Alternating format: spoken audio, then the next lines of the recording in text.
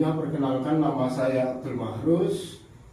Saya mahasiswa Fakultas Hukum dari Universitas Muhammadiyah Surabaya. Hari ini saya akan melaksanakan tugas proyek dari kampus mata kuliah AIK 3 dengan mata kuliah tugas sosialisasi hukum. Kali ini saya mengambil tema tentang perlindungan hukum bagi anak korban bullying dan langkah hukum yang dapat dilakukan. Baik, kita teruskan. Kita mulai dari pengertian bullying. Bullying adalah tindakan agresif yang dilakukan oleh individu atau kelompok yang bertujuan untuk menyakiti atau mengintimidasi orang lain, baik secara fisik maupun psikologis. Fenomena bullying ini sering terjadi di lingkungan sekolah, tempat kerja, maupun komunitas. Dampak dari bullying itu sangat serius, termasuk dari trauma emosional, penurunan prestasi akademik, hingga tindakan bunuh diri. Oleh karena itu, penting untuk memahami dasar hukum serta perlindungan yang diberikan oleh negara untuk melakukan tindakan bullying. Kita lanjut. Penyebab terjadinya bullying. Yang pertama ada di lingkungan keluarga. Pola asuh orang tua yang otoriter, kurangnya kasih sayang dan konflik keluarga dapat memicu tindakan bullying pada anak. Yang kemudian ada tekanan sosial, keinginan untuk diterima di lingkungan pergaulan dan mendapatkan pengakuan serta meniru perilaku bullying dari teman-teman. Yang kemudian rasa tidak aman, ketakutan akan menjadi korban dan keinginan untuk melindungi diri mendorong anak untuk melakukan bullying terhadap orang lain. Yang keempat ada kurangnya rasa empati. Minimnya pemahaman akan dampak tindakan bullying dan kurangnya kepedulian terhadap orang lain dapat memicu perilaku bullying. Kita lanjutkan dulu. Bentuk-bentuk bullying ada 4. Yang pertama, bullying secara verbal. Bullying verbal itu contohnya mengejek, menghina, menyebarkan gosip atau rumor, memberi julukan yang menyakitkan. Yang kedua, ada bullying secara fisik. Bullying fisik itu contohnya mendorong, memukul, menendang, atau perbuatan fisik lainnya yang menyakiti korban. Yang ketiga, bullying sosial. Bullying sosial contohnya mengucilkan, mengabaikan, atau menyebarkan informasi yang memalukan tentang korban. Yang keempat yaitu sekarang ini yang sedang sering ramai terjadi di media sosial, yaitu bentuk bullying cyber. Contohnya dari komentar-komentar di media sosial yang menghina, menghujat, dan lain-lain. Baik itu di media sosial, IG, WA, atau manapun ya.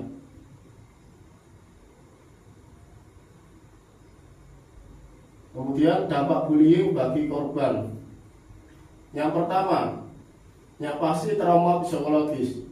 Korban bullying itu biasanya mengalami trauma psikologis seperti depresi, kecemasan, dan rendah diri yang berdampak pada kesehatan mental dan kesejahteraan emosionalnya. Yang kemudian masalah kesehatan. Bullying juga dapat menimbulkan masalah kesehatan fisik seperti sakit kepala, gangguan lambung, dan bahkan cedera akibat kekerasan secara langsung. Yang kemudian prestasi menurun. Akibat tekanan psikologis, korban bullying cenderung mengalami penurunan prestasi akademik dan kesulitan untuk berkonsentrasi di sekolah. Yang keempat, isolasi sosial. Korban bullying seringkali menarik diri dari pergaulan dan mengalami masalah dalam membangun hubungan sosial yang sehat. Kemudian tidak hanya bagi korban, dampak bullying juga terjadi di pelaku. Yang pertama, rasa bersalah. Pelaku bullying sering merasa bersalah dan menyesali tindakannya, terutama jika menyaksikan dampak buruk yang diterima korban. Yang kedua, ada masalah psikologis. Pelaku bullying beresiko mengalami masalah mental seperti depresi, kecemasan, dan rendah diri akibat tindakannya. Dan yang ketiga, ada konsekuensi hukum yang menghantui pelaku. Tindakan bullying dapat menimbulkan konsekuensi hukum bagi pelaku seperti penangkapan, penahanan, atau bahkan kurungan penjara. Tidak hanya kepada korban sama pelaku, tapi dampak bullying juga ada di lingkungan sekitar juga. Yang pertama, karena adanya tindakan bullying di lingkungan sekolah jadi tidak kondusif. Bullying dapat menciptakan suasana sekolah yang tidak nyaman dan tidak kondusif untuk belajar. Korban bullying merasa tertekan dan tidak aman sehingga berpengaruh pada prestasi akademiknya. Yang kedua, hubungan keluarga menjadi tegang. Bullying yang terjadi di sekolah dapat mempengaruhi hubungan dalam keluarga. Orang tua korban dan pelaku bullying mungkin menjadi stres dan saling menyalahkan. Yang ketiga, stigma negatif di masyarakat. Kasus bullying yang terjadi di lingkungan sekolah dapat menimbulkan stigma negatif di masyarakat. Hal ini dapat memperburuk hubungan sosial dan reputasi sekolah.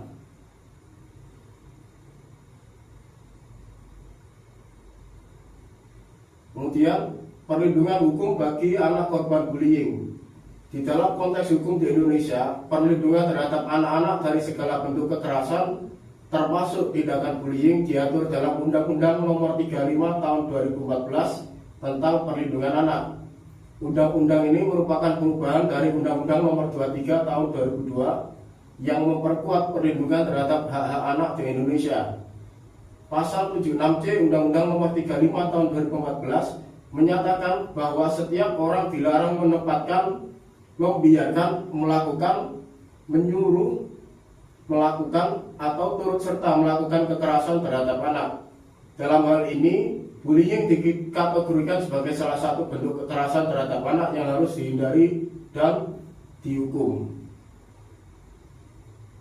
Kemudian pasal-pasal terkait bullying dalam Undang-Undang Nomor 35 Tahun 2014 tentang perlindungan anak. Yang pertama pasal 59 dan 69 yang mengatur tentang rehabilitasi bagi anak korban kekerasan. Rehabilitasi ini mencakup pemulihan fisik, psikologi, dan sosial. Kemudian ada pasal 60 yang mengatur tentang hak anak korban kekerasan untuk mendapatkan pendidikan dan pelatihan guna memulihkan kondisi mereka dari dan menghindari diskriminasi di masa depan. Yang kemudian ada pasal 76C dan 80 mengatur bahwa pelaku kekerasan terhadap anak termasuk bullying akan dikenakan sanksi pidana yang tegas. Kemudian langkah hukum bagi korban bullying. Apabila terjadi perilaku bullying, korban itu dapat melakukan pelaporan kepada pihak yang berwenang. Jadi pertama, langkah-langkahnya melapor ke pihak berwenang. Korban bullying dapat melaporkan tindakan pelaku kepada pihak yang berwenang seperti kalau terjadi di lingkungan sekolah bisa melaporkan ke guru masing-masing atau wali kelas atau siapa, atau kepada pihak polisian jika sudah menimbulkan ada korban fisik untuk menindaklanjuti kasus tersebut secara hukum. Yang kemudian setelah melaporkan segera menghubungi kuasa hukum untuk dibantu untuk mengumpulkan bukti dan saksi-saksi. Jadi bukti-bukti ini nanti akan dilampirkan di saat pelaporan di kepolisian pihak yang berwenang. Contohnya itu ada, contohnya sekarang bisa dari rekaman CCTV, saksi-saksi teman-teman pelaku di sekitar atau orang yang ada di sekitar lingkungan sana yang melihat kejadian tersebut. Syukur-syukur kalau ada yang sempat mendokumentasikan seperti foto atau di video direkam dari handphone. Jadi itu bisa menjadi bukti untuk pelaporan ke pihak yang berwajib. Kemudian setelah melaporkan, itu tujuannya untuk apa? Untuk menuntut pertanggungjawaban pelaku. korban berhak untuk menuntut pertanggungjawaban pelaku sesuai dengan Undang-Undang Nomor 11 Tahun 2012 tentang sistem peradilan pidana anak, baik berupa sanksi hukum maupun ganti rugi.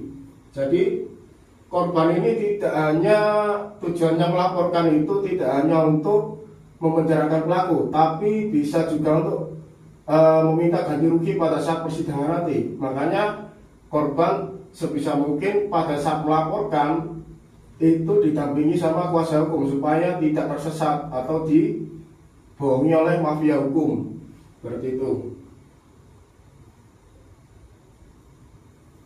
Jadi untuk kesimpulannya, bullying adalah bentuk kekerasan yang serius dan memerlukan perhatian serta tindakan tegas dari berbagai pihak. Berdasarkan Undang-Undang 35 Tahun 2014 tentang perlindungan anak, negara menjamin perlindungan hukum bagi anak-anak dari segala bentuk kekerasan termasuk bullying melalui rehabilitasi, pendidikan, dan proses hukum yang adil. Diharapkan anak-anak korban bullying dapat pulih dan mendapatkan keadilan.